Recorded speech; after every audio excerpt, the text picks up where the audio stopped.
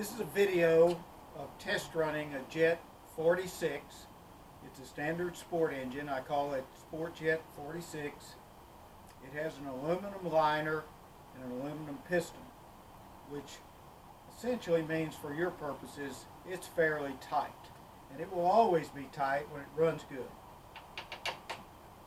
It's a brand new engine. And yeah, I cheated. It's actually been run before, but we're going to pretend it hasn't been.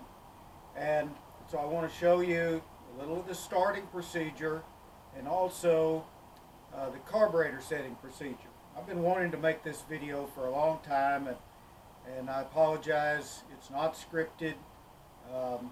It's not practiced, so there'll probably be a whole lot of does and uhs, but I think it'll be helpful. So if you read the instructions or any of my papers on setting an RC carburetor, it'll always talk about start it rich. Well, what does that actually mean? Well, the high-speed needle valve, and in my case, this one is mounted to the test stand, and I would recommend in your case that the thing not be mounted to the back of the engine. That causes cavitation and bubbles due to the heat. It's always best to mount it on the firewall or on the side of the fuselage or somewhere where it's in a direct line between this is called a spray bar, and the fuel tank. I also recommend, and you'll see this over and over in my papers, side mounted engines. When the engines are mounted side, hopefully with a lot of air, then the fuel tank is going to be always on the center with the carburetor. When the engine's upright, the tank tends to be low. When the engine is upside down, the tank tends to be high. That's okay if you're just sitting on the ground. But as soon as you start flying and actually pulling some G's, then there's going to be a problem. If you accidentally heard a dog barking, that's my telephone. I'm sorry for that. So, talking about rich, needle valve should be open 5-6 turns maybe. So I'm going to open this up about 2 turns from where I was running it before. And right now, just for grins, let's screw it in. 1, 2, 3, 4. It's 4.5 turns. So let's go 5. 1, 2, 3, 4, 5. Now the other thing that needs to be rich is the idle needle valve. So if you're setting a carburetor, one that's already been set and it's not working right, and I say the idle needle valve should line up with the spray bar, this is what I mean, and I hope you can see this in the video. That's the spray bar. It's a brass piece that is mounted in the carburetor. This is the idle needle valve. So at full throttle, when you look down, you want to see these two pieces come together. The idle needle valve should not be stuck inside, nor should it have a big gap. It should be even, and that will make your idle rich. And you're going to, as the adjusting procedure, you'll actually be leaning it in some. Leaning in, by the way, is clockwise from this side. So the next thing I want to explain is what I'm going to do to set the carburetor. Again, if you read the instructions for either my carburetors or my engines, it's going to talk about this. It talks about putting the thing, it talks about starting with the thing rich, leaning it in until you're maybe 1,000 RPM below the peak RPM at full throttle. Then going back to about third. So, rotating back to about third. And then very slow, it's going to be rich, and you'll probably see me pinching this to keep it from dying. So lean in very slowly, and I use a long screwdriver for safety. Lean in very, very slowly, and you'll see the engine pick up, pick up, pick up, and then suddenly stall. At that point in time, you open it up about a half a turn and advance the throttle, maybe another 1,000 RPM, and repeat, repeat, repeat. So you try it for about 3 or 4 different positions below half throttle, which is more like mid-range. Then, at that point in time, you want to be about a quarter of a turn richer than the best spot that the carburetor wants to stall. No matter what spot you've got it in, you need to be about a quarter turn richer than that stall spot. Okay, so that's what you're going to see me do. I'm going to do that right now, and I hope you can actually hear the way the engine runs and stalls. I'm not 100% sure it's going to do that. I'm going to hook up my glow plug, and I'm going to put the engine at part throttle, and it's going to be rich. I'm going to open this up some from where it was so we can start. It's a little dark on this side. Okay, so it's now open to, I'll look in there. Yep, it's in that even position, meaning it's too rich. We're all set. Fuel tank needs to be isolated, foam around it, and almost full when you're doing this. Don't start with an empty fuel tank. It should start very easy.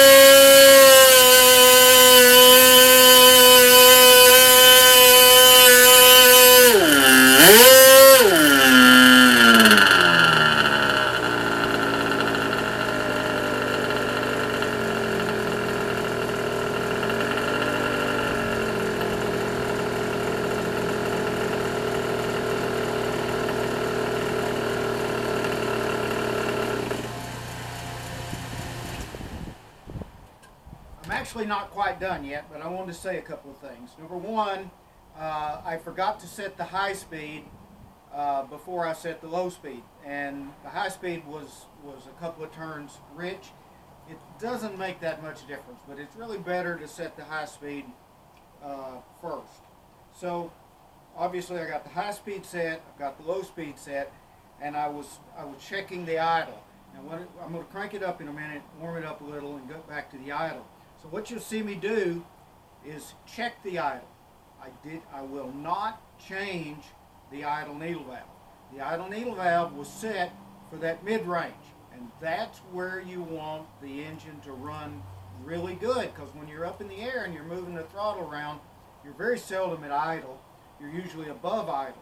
So I call this an idle needle valve, but it's really more of a mid-range, and your idle is what it is, and it should be good because I check them before I send them.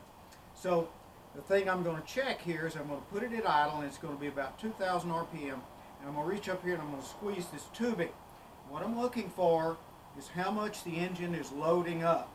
Is it, if I squeeze the tubing and the RPM doesn't change for 30 seconds, I know that the idle is a little bit rich and the carburetor's not working right, and I go and I change a part or whatever before I actually ship it to you. So I'll check the idle, then you're going to see me go back to those mid-range positions, and I'm going to let it sit there for a minute and stabilize a few seconds and stabilize, and then I'm going to jam the throttle home. And what I'm doing is checking the throttle response, and that will tell me if I got the mid-range where it should be. Okay, so now let's do that.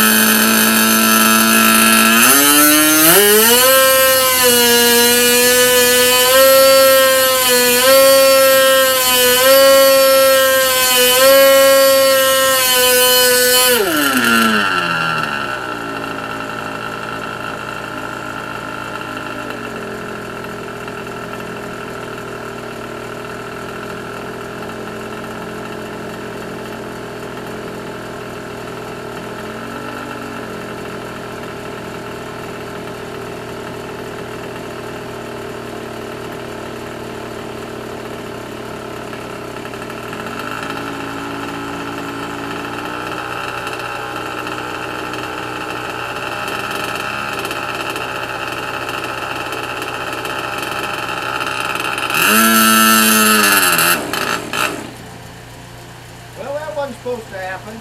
I had pitched it down and got it a little bit on the lean side.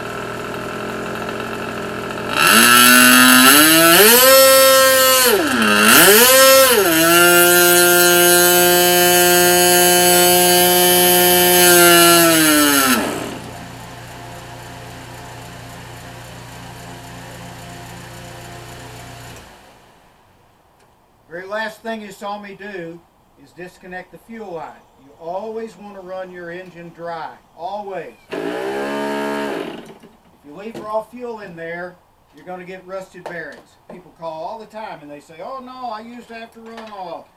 Does not help. That's like pouring it full of acid and saying, oh, I put a couple of drops of oil in there. No, no, the engine needs to be dry and run completely dry, either ignition wise or with a starter. I prefer the starter because you can't get those last few drops out of there. So I think that pretty well concludes. Now it did die. It died because I was sitting there running the engine leaner and leaner, trying to see what the idle was doing, and then I didn't give it time to stabilize back again before I advanced the throttle. So when I cranked it up again, I went back to idle and I let it stabilize to make sure that the carburetor was not too lean. So I think that's going to complete the video, and hopefully that'll be helpful along with my instructions.